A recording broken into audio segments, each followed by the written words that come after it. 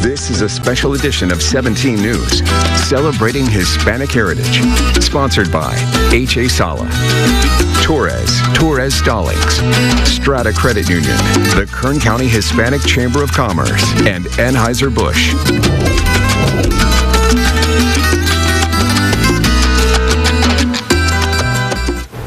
Good evening and thanks for joining us for this special edition of 17 News. I'm Cecilia Treviño, and over the next 30 minutes we're celebrating the unique voices and experiences of Latino Americans here in Kern County and across the nation. We begin with a staple in East Bakersfield where Mexicans feel right at home. Salón Juárez is more than just a hall for events. It's a society with great history. Most importantly, it's a place where many connect with Mexico. In East Bakersfield, a place historically known to home minorities, one building has the hearts and memories of generations of Mexicans. The parties, the music, the good times. Salón Juárez is known for all of these, but there's more beyond the event hall. In the 1890s, there was interest to actually have an organization that represented the Mexican community, and it was formally adopted and chartered in 1910, the same year of the Mexican Revolution. This is how the Mutualista Mexicana, meaning the Mutual Aid Society, was created by the Mexican community living in East Bakersfield since the late 1800s. We're one of the oldest continuously operating community organizations in Bakersfield. So that doesn't need to be prefaced by saying it's the oldest Mexican. No, it's one of the oldest, period. One key reason the organization has run for this long is Mexicans' love for our country. The story of migration is one that is a part of the human experience since forever. A space like La Juárez, it becomes also a place where people are allowed to feel a sense of community. And that sense of community, that togetherness, becomes home. Right, so home is not just the facility, the structure itself, but people coming together in familiar ways. Whether it's hearing accordion, hearing conjunto music, hearing and interacting with people in su idioma. A place where visitors go back in time. Many people have memories about being in this space. They remember being here as kids, running up and down the hall, right? And then they come back and they kind of relive those memories, and it's something that is built into this space. It's a lived memory here that many could remember their loved ones. They're no longer with us, right? But they have those memories that they got married here. Created by the people and for the people, Sociedad Juárez focuses in bringing free events and resources to Salón Juárez, as they know the importance of accommodating to its community. As we celebrate Hispanic Heritage Month, we honor the life and legacy of Cesar Chavez, perhaps the most beloved and iconic Latino leader of the 20th century. NBC's Guad Venegas visited the Chavez National Monument in Keene, right here in Kern County, and we got an exclusive behind-the-scenes tour of where Chavez lived and worked.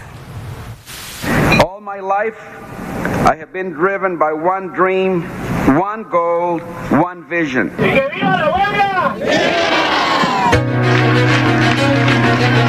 The cause, or La Causa, inspired a generation of Latinos to follow Cesar Chavez on a path to a better future, one with safer working conditions and fair pay for farm workers. The union's survival, its very existence, sent out a signal to all Hispanics that we were fighting for our dignity, that we were challenging and overcoming injustice, that we were empowering the least educated among us, the poorest among us. His grassroots movement, the United Farm Workers of America, started in the 1960s with workers in the fields and grew to thousands who marched in protest to the California state capitol and across the Southwest. Workers from 27 farms and ranches gathered under the flag of the Chavez movement. Cesar fought the produce growers with union co-founder Dolores Huerta and drew national attention during the Delano grape strike, a boycott against table grapes that lasted for 5 years until 1970. Cesar Chavez now turns to the lettuce fields, the vegetable farms, of California's Salinas Valley. When he felt progress was too slow, Cesar even resorted to hunger strikes. It must be done, he said, the strike, but it must be done, as always, without violence. A landmark labor law was finally passed in 1975, and for the first time in American history, farm workers won the right to unionize. Cesar passed away in 1993. His son Paul, one of Cesar and wife Helen's 8 children, is now president of the Cesar Chavez Foundation. Paul, when President Biden decorated his office, he set up a bust of your father. Why is it important that we know who Cesar Chavez is? Well, my father's message of opportunity and fairness is an American value that should be cherished and celebrated by everybody. I remember when my father asked me to do the work here with the foundation. He says, you know, mijo, because of the life that you've lived, you've had opportunities that most people would have only dreamed of. Because I want you to promise me that as you do your work and you decide who gets to do what, give the person that never had the opportunity, give them a chance to do it. You'll uplift them and their families. Today, the Cesar Chavez Foundation builds affordable housing for working families and seniors and supports educational programs for students across the Southwest. This was his headquarters. This is his office that he worked out of. At the monument, Paul gave us a rare glimpse inside his father's perfectly preserved office and the 2-bedroom Chavez family home. You know, this dinner table was a place that my father, you know, not only ate, but invited people to break bread with him and to talk about the issues of the day. It's also a place where we gathered as a family. What was the hardest thing that you guys had to get through? Growing up, not having your father around is kind of tough, especially when you see your friends with their parents, right? We understood that things were different in our family, and we learned at an early age that we were going to have to share them with other folks. You have been through decades of changes in the U.S. Where do Hispanics stand in American culture today? So while we're proud of the progress that's been made, you know, we're mindful of the fact that there's still a lot of work to be done. But we approach the work with a lot of enthusiasm and optimism.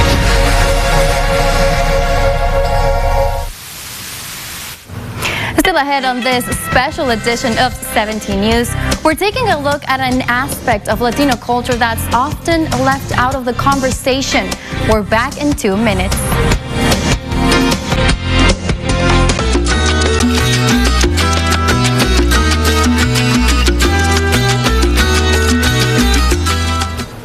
Welcome back. Hispanic Heritage Month is where we take a moment to celebrate the culture and contributions of those who identify as Latino. However, those with both African and Latino roots often are left out of the celebration. 17's Michaela Armstrong reports.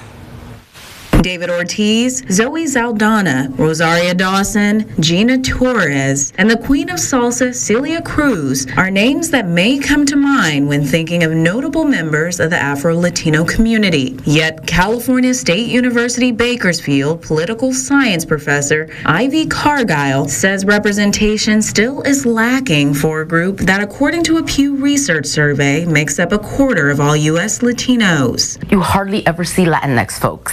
And so then to then also highlight the Afro Latinx community, it becomes even harder. I think because in general there is such a lack of representation of the larger Latinx community, and then never mind the smaller groups within the larger Latinx culture. In 2020, there were about 6 million Afro-Latino adults in the United States, making up about 2% of the U.S. adult population. Many of those Afro-Latinos are fully bilingual or only speak some Spanish, with families linked to more than a dozen countries. Some have darker skin and some have lighter skin, which subjects most to colorism. There is a Eurocentric vision of what people should look like, right? In terms of the width of their lips, in terms of the shape of the nose, the color of the skin, the texture of the hair, and so it's very Eurocentric, and so of course, you know, because it is very Eurocentric, it's still very much the case, right, that the lighter skinned you are, the more preferential treatment you're going to receive from other people in society, as well as even from your own family. However, that view could be changing. According to the 2020 census, more than 1.3 million people identified as both Black and Hispanic, compared to 1.2 million in 2010. Cargile says she has seen a rise in acceptance of Afro Latino identity since the murder of George Floyd in 2020 and the protest over his death. People started to really think about their identity a lot more, and people started to own their identity a lot more. And so I think what we're seeing now is people are proud of who they are, even if within the larger community, right, they may not. It may be something that may not be seen as a positive. This growing acceptance could change how Afro-Latinos are seen and create changes in the larger community, and could even make Afro-Latino identity more visible on a larger scale, like making Celia Cruz the first Afro-Latina face on a U.S. corridor in 2024. I think what is happening is that people are realizing that they don't have to be invisible anymore, and they're owning their identity, and they're coming out, and they're fighting for visibility, and they're fighting for rights. That was Michaela Armstrong reporting. After the break, our Jose Gaspar sits down with local civil rights activist Dolores Huerta. Hear what she has to say about today's political climate.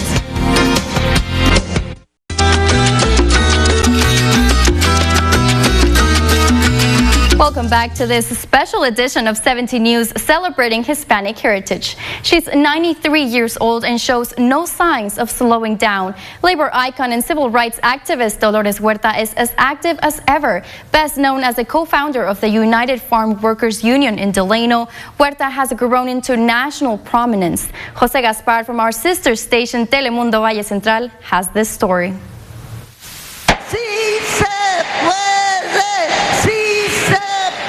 This was the rallying cry by labor activist Dolores Huerta when organizing farm workers as they struck for better working conditions in the 60s and 70s. What motivates you now? Well, there is so much work that still needs to be done. We have so many people to reach and empower them so that they can understand that that within themselves, that they have the power to change things. She's inspired to see young people getting involved in issues to improve their communities through peaceful means. My philosophy has always been one of nonviolence, and I do believe that we can make changes without using any kind of violence. Her efforts have not gone unnoticed. She received the Presidential Medal of Freedom Award in 2012, and this year was named as one of the 100 Women of the Year by Time magazine. We are so dependent on each other that this is not a time to promote any kind of racial hatred, you know, and even against police, you know. I used to be a deputy sheriff, Jose. I don't think you knew that. That was in the 1950s when she worked for 2 years, she said, for the San Joaquin County Sheriff's Office. My job was to do the lineup. You know, as people came to the lineup, I had to take all of their information down, and it was very painful to see some of my friends going through the lineup. Despite today's deep political divide, Dolores Huerta remains an optimist. So we kind of have to go back to basics, right? You know, like say, love your neighbor as you do yourself. In Bakersfield, Jose Gaspar, Telemundo Valle Central. After the break, a lesson in Peruvian dancing, how one group is honoring ancestors and teaching future generations the rhythm of Peru at the same time when we come back.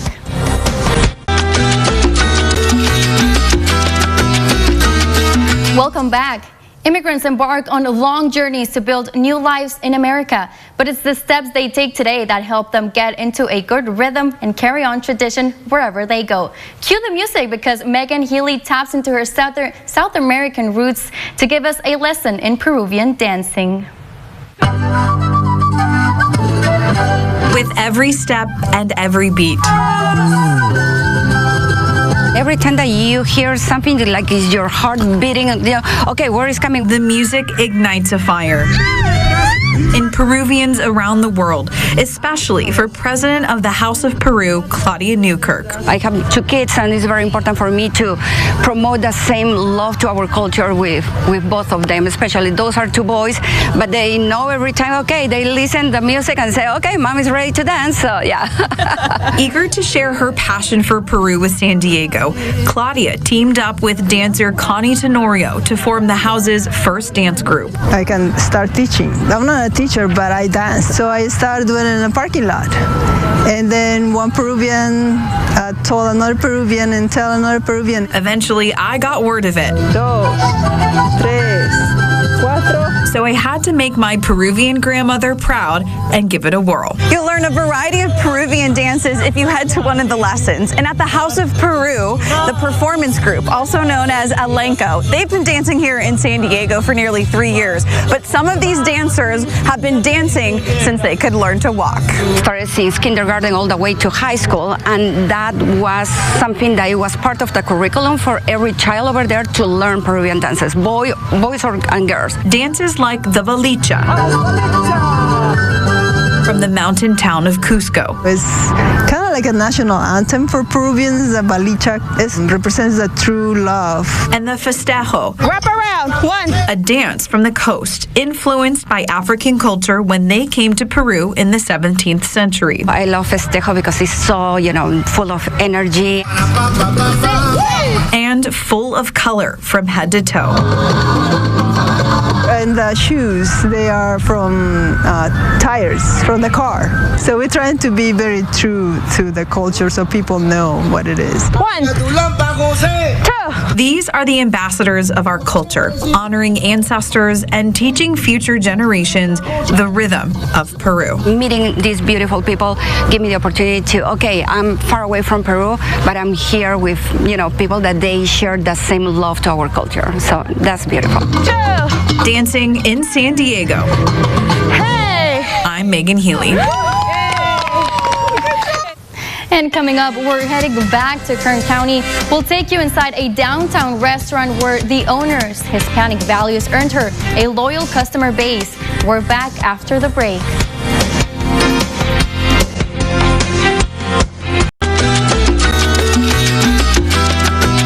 Welcome back. There is a reason one local business has become a staple in downtown Bakersfield. That is the great Hispanic values Happy Jack's has. After World War II left an agricultural labor shortage, the Bracero program allowed Mexican men to work in the United States. One of them was Francis Rosales' grandfather, who came from Zacatecas, a businessman who passed down the importance of speaking Spanish. My mom told us, and I'm glad that she was strict with us, you do not speak English in the house. Frances calls herself a mouthy student from Franklin Elementary on Truxton and A Street. And we'd be talking in our language, but we weren't talking of anybody. We were just talking and we'd be giggling and they'd come with a yardstick. Back there they called it the yardstick, which was nothing but a long ruler. And they'd tap you and they'd say, speak English. Do not be speaking in Spanish. But this did not shy her away from speaking Spanish, something that would benefit her as a business owner, a work life that began at age 6 picking cotton. It was made out of canvas, the little sacks. They were about this big, and we'd drag it, and you had to pick cotton this way to the front. And we did cotton, we did topping of onion, and we also did dusting of corn. Though she has witnessed the Mexican community grow in Bakersfield, she says prejudice still lingers. They knocked at the door, I opened my door, and they go, is the lady of the house here? So I play along, I go, no, I'm just cleaning the house right now. I'm sorry, nobody's here, and they leave. But I've been asked that many times. But taking it lightly is key to a happy life. Her strong work ethic, a passion for flavor, and hugs like no others. These Hispanic traits have earned Frances Rosales her loyal customer base. And thank you for joining us for this special edition of 17 News celebrating Hispanic heritage.